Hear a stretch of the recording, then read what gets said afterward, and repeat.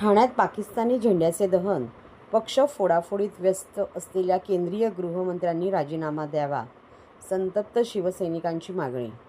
काल जम्मू काश्मीरमधील पहलगाम येथे हिंदू पर्यटकांवर दहशतवाद्यांनी बेछूट गोळीबार केला. त्यामध्ये एकूण 26 पर्यटकांना मारण्यात आले. त्यापैकी 20 जण जखमी झाले आहेत. त्या मृतांपैकी 6 जण महाराष्ट्रातील डोंबिवली, पुणे व पनवेलमधील होती. ही हत्या एवढी क्रूर होती की दहशतवाद्यांनी त्यांचा धर्म विचारून त्यांच्या कुटुंबासमोर त्यांची हत्या केली. या घटनेने संपूर्ण भारत देश हादरला आहे. या झालेल्या घटनेचा निषेध करण्यासाठी शिवसेना उद्धव बाळासाहेब ठाकरे ठाणे जिल्हा शाखेच्या वतीने जांभळी नाका येथील चिंतामणी चौकात पाकिस्तानी ध्वज दहन करून पाकिस्तान मुर्दाबाद, केंद्रीय गृहमंत्री राजीनामा द्या या घोषणा करण्यात आल्या. तसेच केंद्रीय गुप्तचर यंत्रणा व केंद्र सरकार करते काय, तसंच कलम 370 रद्द केल्याचे हेच ते काय कायदे आणि फायदे या आशयाचे फलक दाखवण्यात आले. या शहीद झालेल्या हिंदू पर्यटकांना श्रद्धांजली अर्पण केली.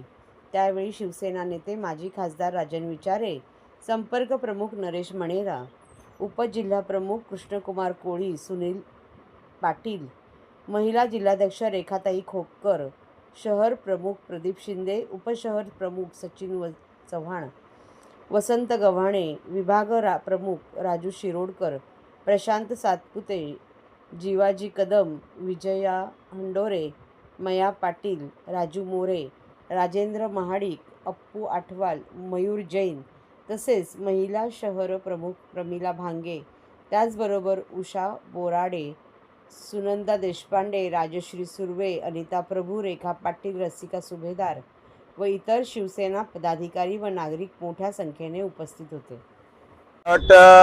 सर्वात लाजिरवाणी गोष्ट अशी आहे की गेल्या 10 वर्षामध्ये कित्येक असे हल्ले या ठिकाणी झालेले आहेत. कालच मला वाटतं दुपारी 3 वाजता या ठिकाणी पहलगाव या ठिकाणी जे काही टुरिस्ट लोक गेले होते, जवळजवळ 26 लोकांना त्या ठिकाणी अमानुषपणे बेछूट गोळीबार करून त्या ठिकाणी मारले गेले. त्यामध्ये महाराष्ट्राचे 6 लोक होते. मला वाटतं डोंबिवली शहरामधले 3 जण होते, पुण्यामधला 1 जण होता आणि पनवेलमधला 1 होता. असे 6 जण महाराष्ट्रातले होते. आणि एवढी मोठी ही घटना त्या ठिकाणी झाली होती. तुम्हाला माहिती असेल 10 जुलै 2017ला ज्यावेळेला अमरनाथ यात्रा या ठिकाणी सुरू झाली होती, त्यावेळेला जवळजवळ 7 यात्रेकरूंवरती त्या ठिकाणी बेछूट गोळीबार झाला होता. त्या ठिकाणी पुलवामा येथे त्या ठिकाणी गव्हर्नरनी स्वतः सांगून त्या ठिकाणी गृहमंत्र्यांना सांगितलं होतं की स्वतः पंतप्रधानांना त्या ठिकाणी सांगितलं होतं, परंतु त्या ठिकाणी दुर्लक्ष करून त्या ठिकाणी जवळजवळ 40 CRPFचे जवान त्या ठिकाणी मृत्युमुखी पडले. अशा पद्धतीने या काश्मीरमध्ये आज गेले 370 कलम रद्द केल्यानंतर सुद्धा हे काश्मीर शांत होत नाही. आणि आज तुम्ही बघितलं असेल या ठिकाणी पहलगाव येथे ज्यावेळेला हा जो काय हल्ला झाला, जवळजवळ 2 ते 3 हजार त्या ठिकाणी टुरिस्ट त्या ठिकाणी होते. आणि एवढा मोठा तिथे बेस कॅम्प आहे, तिथे CRPFचा बेस कॅम्प आहे, आर्मी आहे तिकडे. असं असताना सुद्धा जवळजवळ हे जे नाटक होतं अर्धा पाऊण तास त्या ठिकाणी चालू होतं.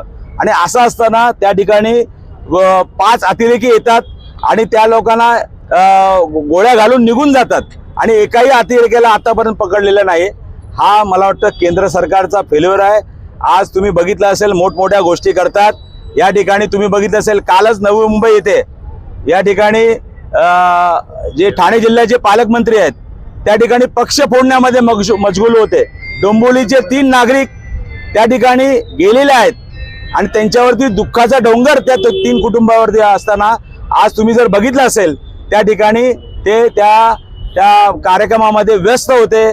फक्त त्यांना एकच आहे की शिवसेना कशी संपवायची, या ठिकाणी कशा पद्धतीने पक्ष फोडायचा, कार्यकर्त्यांवरती कशा खोट्या केसेस टाकायच्या, कार्यकर्त्यांना कसा त्रास देता येईल, अशा पद्धतीने आज सुद्धा आम्ही आज या ठिकाणी राष्ट्रभक्ती म्हणून या ठिकाणी इथं आलेलो आहोत. पण तरी सुद्धा पोलिसांचा एवढा बंदोबस्त, आम्ही त्यांना सांगितलं की तो बंदोबस्त जरा तुम्ही जर तिकडे जर लावला असता तर मला वाटतं या ठिकाणी एवढे लोक त्या ठिकाणी मृत्युमुखी पडलेले नसतील. म्हणून हा केंद्र सरकारचा फेल्युअर आहे. या केंद्र सरकार या ठिकाणी जे काय गृहमंत्री आहेत किंवा पंतप्रधान आहेत यांनी राजीनामा द्यायला पाहिजे.